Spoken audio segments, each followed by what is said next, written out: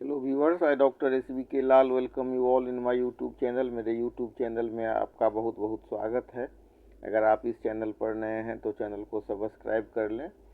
आज का हमारा वीडियो है comparative analysis of Indian constitution with another constitution. तो दूसरे जो देश के संविधान हैं, यूनाइटेड स्टेट, रसिया, कनाडा और ब्रिटेन, इनके ऐसे जो देश हैं, इनके संविधान के साथ हम तुलना करते हैं। तो आइए, सबसे पहले जो पहला पॉइंट है, लिखित बनाम अलिखित संविधान।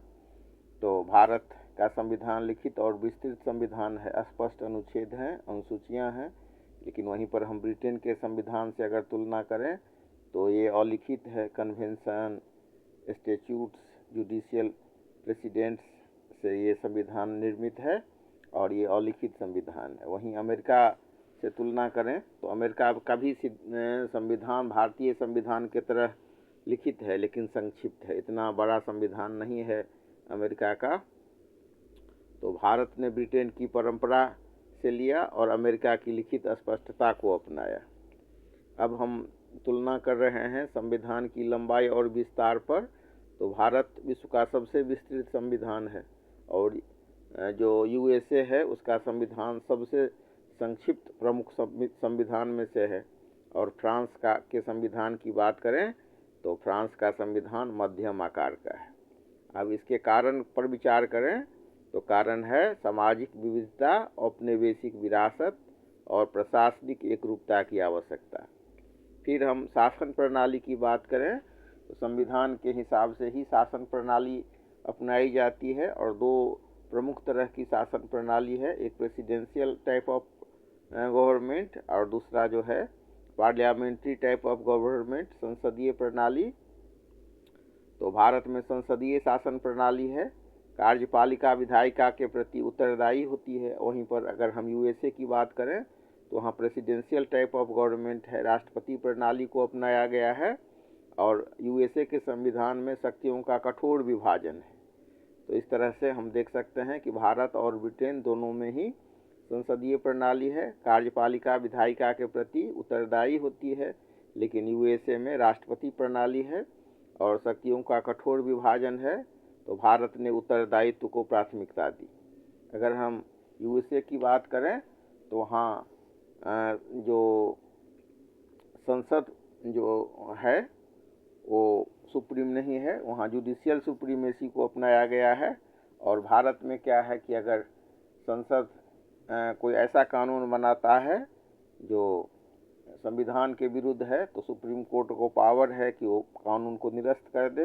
और वहीं अगर सुप्रीम कोर्ट का या हाई कोर्ट का जज कोई गलती करता है तो उस पर महाभियोग संसद में लाया जा सकता है। तो इस तरह से यहाँ पर रूल्स ऑफ लॉ को इस्टेब्लिश किया गया है और सुप्रीमेसी किसी का नहीं है।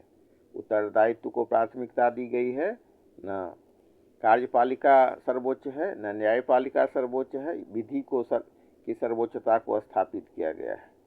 वहीं अगर हम संघात्मक व्यवस्था की बात करें तो भारत में संघात्मक है, लेकिन भारत में शासन संघात्मक है और ये देश भी संघात्मक है, लेकिन मजबूत केंद्र की स्थापना की गई है और संविधान में आपातकालीन प्रावधान भी है। और वहीं पर USA में शुद्ध संघात्मक व्यवस्था है और राज्यों को अधिक स्वायत्तता है। कनाडा की बात करें तो स्ट्रॉन्ग सेंट्रल मॉडल है, भारत के लिए ये प्रेरणा का स्रोत रहा है।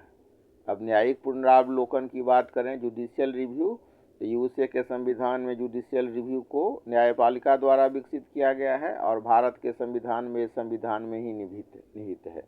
बेसिक स्ट्रक्चर डॉक्ट्राइन में ये शामिल है। और UK की बात करें तो संसदीय सर्वोच्चता है वहाँ और सीमित न्यायिक पुनरावलोकन है। मौलिक अधिकार के क्षेत्र में बात करें तो USA में बिल ऑफ राइट्स प्राकृतिक अधिकार पर आधारित है और भारत में व्यापक और सकारात्मक अधिकार है, सामाजिक न्याय पर बल है। चाइना की बात करें तो चाइना के संविधान में अधिकार राज्य के अधीन है, वहीं पर भारत में स्वतंत्रता और समानता का संतुलन बनाया गया है। निर्देशक तत्व की बात करें, डायरेक्टिव प्रिंसिपल की, तो भारत में ये जो अपनाया गया है भारतीय संविधान में वो आयरलैंड से प्रेरित है और इसका लक्ष्य है वेलफेयर स्टेट। और यूएसए और यूके की बात करें तो डीपीएसपी डायरेक्टिव प्रिंसिपल जैसी व्यवस्था नहीं है। भारतीय संविधान का नैतिक और सामाजिक आयाम है। धर्म और राज्य के संबंध की बात करें तो भारत में सकारात्मक धर्मनिरपेक्षता है, सभी धर्मों को समान संरक्षण है। वही फ्रांस में कठोर धर्मनिरपेक्षता है। यूके में चर्च ऑफ इंग्लैंड राज्य धर्म को अपनाया गया है। संशोधन प्रक्रिया की बात करें तो न तो अत्यंत कठोर है न ही अत्यंत लचीला। आर्टिकल 368 यूएसए में अत्यंत कठोर प्रक्रिया है संविधान संशोधन का, और यूके में अत्यंत लचीला, सिंपल मेजोरिटी से संविधान में संशोधन किया जा सकता है। आपातकालीन प्रावधान की बात करें तो ये जर्मनी से प्रेरित है और राष्ट्रीय एकता हेतु है, और वहीं पर यूएसए और यूके में सीमित या नहीं है। भारतीय संविधान असाधारण परिस्थितियों के लिए भी तैयार है। प्रस्तावना की तुलना करें तो भारत में विस्तृत है मूल प्रावधान, और यूएसए में संक्षिप्त प्रक्रिया केंद्रित है, और फ्रांस में गणतांत्रिक आदर्शों पर बल है।